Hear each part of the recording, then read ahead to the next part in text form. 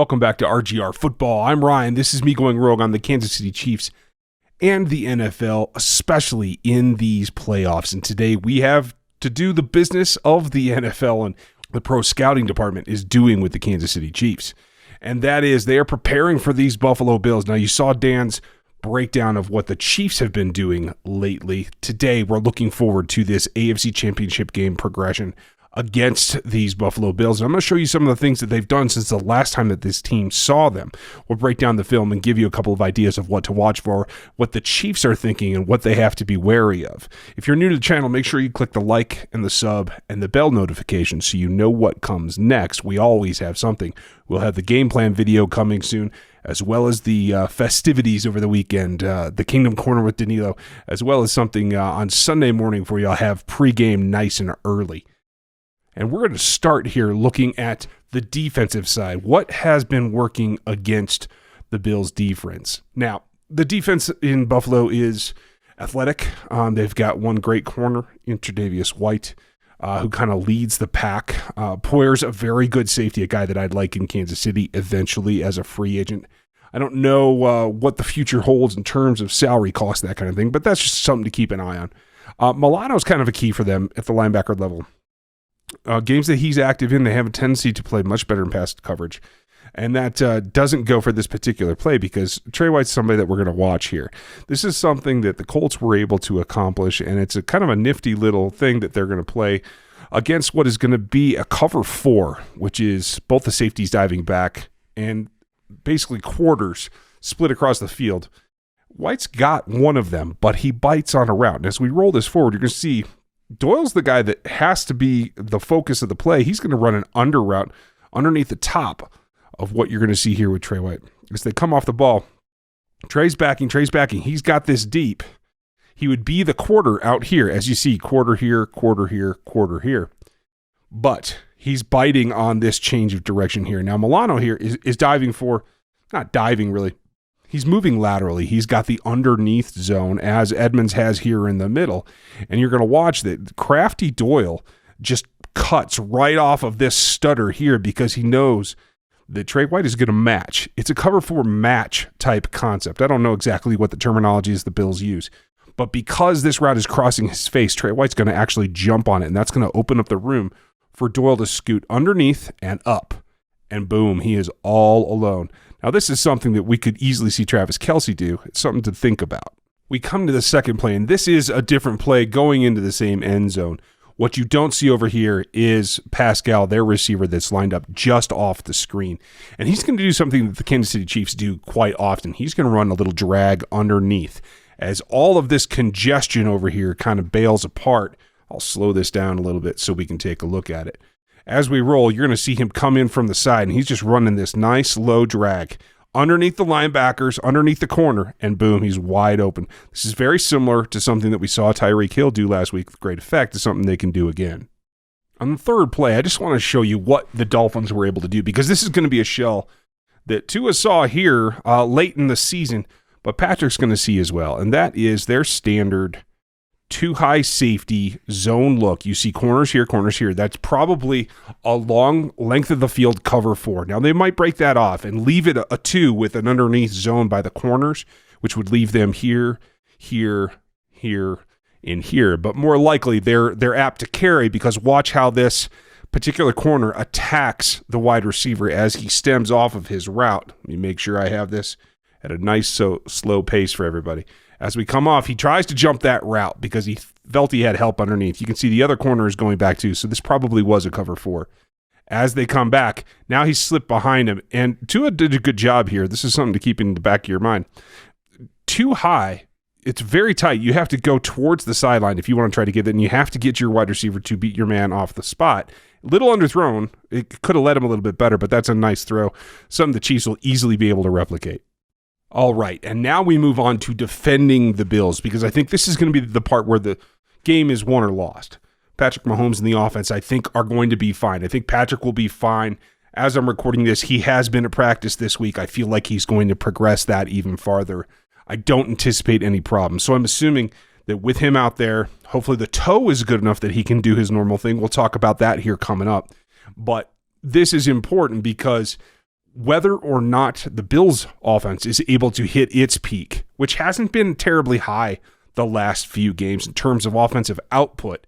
But if they're clicking, there are a number of things that the Chiefs have to be aware of. And one of them is a wide receiver screen to Diggs. This is something that they run with some frequency, and it really is key. What the Ravens chose to do here is play one man up tight and one man off so that you could kind of banjo it depending on if they went in or out, and that's kind of the coverage. But the thing that they didn't do is attack. The ball's been snapped here as we come on to the play. And Josh Allen is about to deliver the ball. And you can see here, the 1DB is coming up, but he should have been through here by now. A lot of the instinctual play that you see from Bashaud Breeland, one reason they have to have him back, as well as Chavarius the last couple of weeks, and certainly Sneed and Fenton. Sneed and Fenton are rather aggressive about this, and I think that's great because that's what it takes to stop this play on the goal line. As we roll it forward, the ball's out, and you see this wide receiver has gotten an effective block. He's kind of a smaller receiver. This is Humphrey, who's probably their best corner, and he still hasn't come downhill fast enough. The ball's nearly in Diggs' hands, and as we roll forward, you see the effect. Just a shadow block at that point, and he's in. The Chiefs have to defend this and will defend this more aggressively. Here we see the Indianapolis Colts, who had a solid defense most of the season, and they're going to do something here that the Chiefs do quite often, and that's why I wanted to show you this. They have a single high over here and another safety that is kind of messing around. If I back it up a little bit, you'll see him kind of move around the field in a way that kind of gives away the fact that he's coming. Now, there's a tight end over here, but there's not much coverage, so it kind of gave this away, and Allen understands it. He's faking the handoff, and he's got his eyes right up in here to see where he's reading his key. Now, this guy doesn't come off. His head has now come around looking this direction. And what it's allowing Diggs to do is to gain ground. What you see here is a single high shell. This is a zone turn, so this is most likely cover 3 all the way to the back. And the key here is this matchup, as this is really, I think, a mistake in the coverage. Right now, he's giving up leverage, this cornerback is, and allowing Diggs to get to the outside where he has to turn his hips back. Normally, I would think you would keep outside contain and keep that leverage the opposite direction. And you'll see it doesn't even take a stutter step by Diggs to run straight by him, and he's gone. Nice ball by Allen, but this is a Diggs versus the cornerback thing that the Chiefs have to guard against. And here we're going to get something a little bit more familiar. This is from Week 6 when the Bills played the Chiefs the first time, and this is a look that I want you to get used to, because right here you have Diggs getting ready to come off, and you have very similar to what we saw in the last play. This is Sorensen, who's showing he might be up here with a single high, but he's about to back off into a cover 2. So they have the two halves. You see how Juan is widening here. Now, this is a heck of a play by Juan Thornhill, and this is earlier in the season. He ends up making a great PBU on this play as Diggs comes off with an inside release, and you see he's working to the inside, bellying back, getting Sorensen to turn. Now he has Dan turned around, and he cuts back in. Now, at this point, he's got the advantage, and he's doing exactly what you have to do against two high safeties, and that is either run to the corner or run right down the middle at the end of your route. You can stem however you need to fake them out, get them turned, but you have to end up in the middle because that's where the soft spot is. And here, he's about to make this catch. Juan Thornhill's coming over and ends up making a heck of a PBU. They're going to see this again, and the Bills have gotten better at it. And here you see what I'm talking about.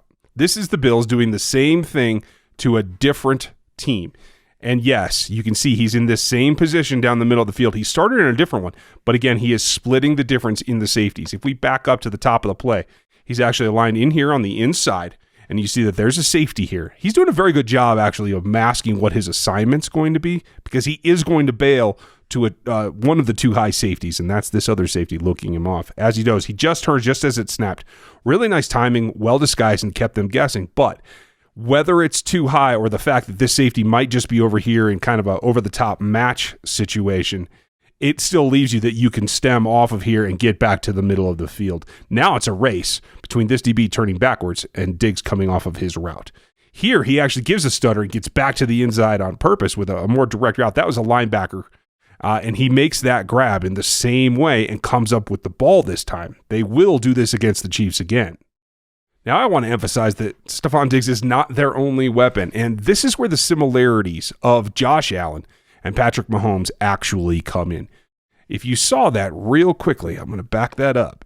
Now watch this again as Josh brings his hands down and starts to do something you might actually recognize. A little bit of a signal here to his two wide receivers that are watching him.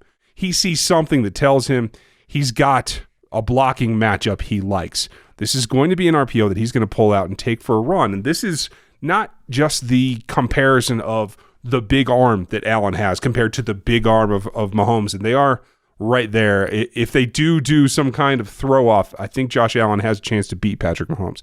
But it's also the athleticism. Watch how this play develops and what he's able to do with a nice fake, take it out of his gut. And what he's doing, he's already planting. And this is very similar to Patrick. The tight end out route is taking one defender here. He's matched up here. He's just got to beat. He's probably already got this defender beaten. He's just got to beat this linebacker as he comes off, and now he sees daylight. He cuts back underneath, which is a really nice run. This is something Josh Allen has to be guarded against. And here's another play that should look fairly familiar. This is the next kind of X factor. Cole Beasley's been hurt as of late, but this is him back in Week 6 against the Chiefs. And this is, again, a situation that will be very similar, I think, because of what we've seen lately in Steve Spagnuolo using the blitz, using the nickel corner blitz, particularly with Snead very well. That's a similar situation. And while Snead's gotten better at it, he's disguised a little bit better, and I think Spags has gotten a little bit more opportunistic about when he calls them. They have to be careful because they did it in Week 6, and it burned them. Watch as Snead comes off. It's a free release for Beasley. He just makes a nice little cut, slant to the post, and boom, he's home free. This is a nice route. It's a quick ball delivery, and he ends up getting in. The Chiefs will see that again if given the opportunity, and they don't pay attention to their blitz habits. Now, the really interesting thing about what has gone on as we see the Bills here against the Chargers, they've stolen a piece from the Kansas City Chiefs, and watch what Beasley does here. He's more than just a little slant route runner. He does the circle motion just like the Chiefs do. Let's go back to that and watch it as it comes off, because it becomes more than just a little screen, which is what you think right here, because he's going to pop up and throw the ball. That's really key. That's a skill set that Sammy wish he had, to tell you the truth. And let's slow this down a little bit. I want to show you exactly why and how this happens, because watch these defenders as well as this safety. As he comes around, makes the circle, they shift accordingly, but now they see what's happening. They think this is a screen. Everybody is coming up, abandoning their assignments. This is not sound football. Right now, they have a receiver slipping to the back of the end zone. I don't think that the Chiefs can afford to do this. I don't think that they will, but this is something that I think when it comes to a playoff game where you want to pull out something that's worked in the past, this is an option. And watch as the play resumes, he's all alone. And Beasley delivers a nice ball, so keep that in the back of your mind. This is something they could do again. And here we see a nifty play that isn't really by design, but I do want to show off the variability, the improvisation of Josh Allen, because, again, it's a lot like Patrick Mahomes. And this tight end, Dawson Knox, keep an eye on him because he's sneaky. And this play really illustrates the two of them working together. This is going to be a designed run with maybe a possible RPO was the call that he just decided to take, because you see that Knox is actually releasing and makes the DB think he's trying to block. You can see Allen here is already teching the ball. He's looking to run and try to take this up, but these linebackers are staying home pretty well. Knox is going to make this kind of patty cake block and then just get away in case he decides to step back and throw that. That's not abnormal, but the thing is, Allen's already almost committed to the run. He gets caught up and just kind of shot puts this to him, but because Knox is still out there, he makes a really nice grab, somebody to keep an eye on as a last-ditch effort. Now, I don't want to forego everybody else on the roster. They have some other players that play bit roles but get the job done. Some of them are actually pretty good, including John Brown and Davis and McKenzie. That's Isaiah McKenzie, Gabriel Davis, guys that can make plays. So just keep them in the back of your mind because sometimes they get things done. And at the end of the day, that's what it comes down to. I hope you guys enjoyed this one. Let me know what you think and who you're concerned about, what you think is going to happen with these Kansas City Chiefs. If you're new to the channel, make sure that you like and sub and hit the bell notification now.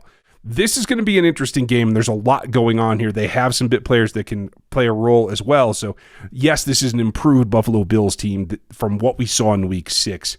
Not insurmountable by any means, however, and I just want to put that out there right now. So, guys, leave me your thoughts. Ladies, say hello. Natalie and the crew. Let us know what you think down below in the comments. We appreciate your time. Thanks for watching this one, and we'll talk to you tomorrow as well. We'll have the game plan, and then the weekend is almost here. Have a good one. Thanks for watching this video from the team at RGR Football.